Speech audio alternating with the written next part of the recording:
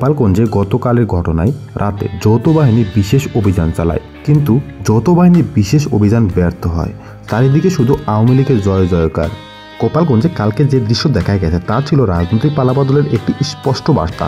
NCP গতকালকে দিনটিকে গোপালগঞ্জের মার্চ হিসেবে ঘোষণা দিলেও তা পরিণত হয়েছে লজ্জার মার্চে। বঙ্গবন্ধুর ঘাঁটি গোপালগঞ্জে শেখ হাসিনার সৈনিকেরা যে এখনও বুক চিতিয়ে দাঁড়িয়ে আছে তা প্রমাণ করল সাধারণ মানুষ থেকে শুরু করে কৃষক, শ্রমিক, সকল পেশাজীবী শ্রেণীর জনগণ। সকাল থেকে গোপালগঞ্জের প্রধান সড়ক, বঙ্গবন্ধু চত্বর, বাইপাস ও টুঙ্গিপাড়ায় অবস্থান নেয় আওয়ামী লীগ, ছাত্রলীগ ও সাধারণ জনগণ।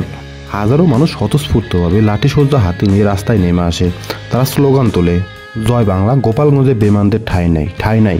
বঙ্গবন্ধুর বাংলায় ইউনুস নাহিদদের খেলা চলবে না। এই বিশাল প্রতিবাদ মিছিলের নেতৃত্ব দেন জেলা আওয়ামী লীগের নেতৃবৃন্দ। বক্তারা বলেন, বাংলার মাটিতে আওয়ামী লীগের শিকড় এতটাই গভীর যে কোনো ষড়যন্ত্রের মাধ্যমেই উপড়ে ফেলা সম্ভব না।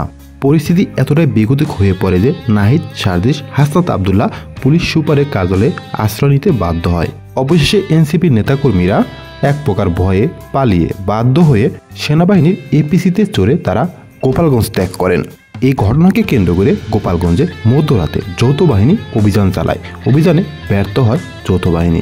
এখনও যৌথ বাহিনী পুরোপুরি গোপালগঞ্জ মুক্ত করতে পারেনি। এতে প্রমাণ হয় গোপালগঞ্জ আওয়ামী লীগের ঘাঁটি ছিল, ঘাঁটি থাকবে। এনসিপির পায়ের নিচে মাটি নেই, তারা কেবল মিডিয়ার খোরাক। নাহিদ, সার্জিস, হাসনাত আবদুল্লার উদ্দেশ্যে কড়া বার্তা দিয়ে বলা হয়, গোপালগঞ্জের মাটি পবিত্র। এখানে রাজনীতি করতে হলে বঙ্গবন্ধুর আদর্শ বুকে ধারণ করতে হবে। যারা ষড়যন্ত্র করে ক্ষমতায় আসতে চায় তারা আর কোনোদিনও গোপালগঞ্জের মাটিতে পা রাখতে পারবে না। অবশেষে একটি বিষয় পরিষ্কার, গোপালগঞ্জের মাটি আওয়ামী লীগের ঘাঁটি। গোপালগঞ্জের মাটি আওয়ামী লীগের ছিল এবং আওয়ামী লীগেই থাকবে। এখানকার মানুষ যখন রাস্তায় নামে তখন গোপালগঞ্জের মানুষ হয়ে ওঠে প্রতিরোধের দুর্গ। দর্শক, এই বিষয়ে আপনার মতামত বা যুক্তি কমেন্টসে তুলে ধরুন। ভিডিওটি ভালো লাগলে বেশি বেশি শেয়ার করুন। সবাই ভালো থাকবেন। আসসালামু আলাইকুম।